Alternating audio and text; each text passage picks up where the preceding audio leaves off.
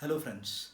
Today I am going to talk an very important topic, the importance of reading newspaper and how to read the newspaper. First thing, whether we need to read the newspaper. Yes, it is compulsory and it is must. If we consider civil services as a religion, newspaper are our holy books. So, today, so daily we need to read and pray with the newspapers. We cannot avoid it. Now, you people will get some doubt. Sir, how to read the newspaper? What are all the topics I need to read? What and all I can skip? I feel very difficult. Some people used to say, Sir, I read the entire day a single day's newspaper, but I am not able to complete. I'll give you a very simple tip so that you can very much easily complete the newspaper. The first thing is we have preliminary examination, mains examination. There are certain subjects which is asked in the preliminary examination. There are certain subjects which is asked in the mains examination. I'll speak about the mains examination later. I'll speak about the preliminary examination. Preliminary examination, generally we get questions from few subjects. For example, history, geography, economy, polity, science and tech, environment, certain times international institutions or relations. Among the above topics, just we'll take few topics. For example, history, geography and polity. In these three subjects, generally the questions are from conventional in type. Kindly go through the last previous some 5 6 years question paper. You can able to understand it. Though polity has lot of current affairs, they check the basic constitutional concepts and the fundamental knowledge about the constitution and law. They didn't check much about the current affairs, but we cannot say that they will not ask question from polity current affairs. Now if you take the history and geography areas, most of the questions most of the times are from conventional in nature, so we didn't get much of the current affairs in these areas.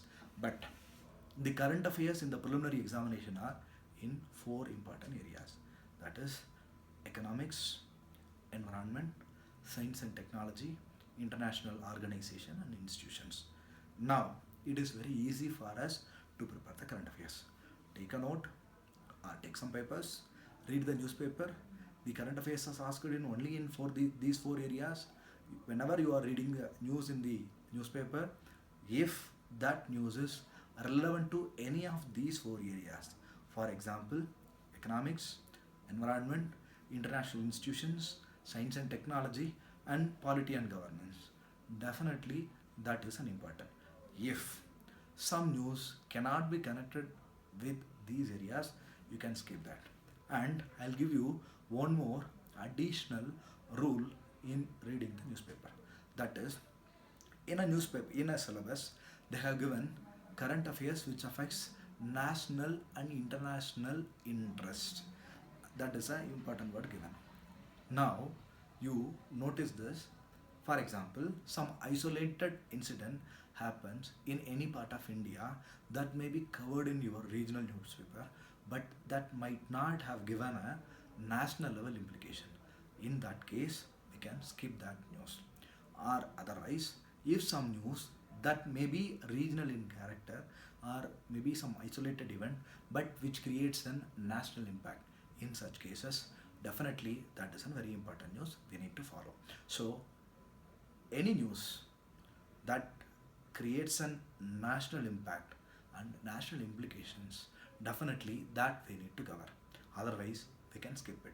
With respect to international, there are a lot of things happening in an international arena, but even with respect to international institutions or organizations, if some event has direct or indirect implications on India, then that is very important. Otherwise we can skip the news. So this is the basic. When you have this with your mind, when you read the newspaper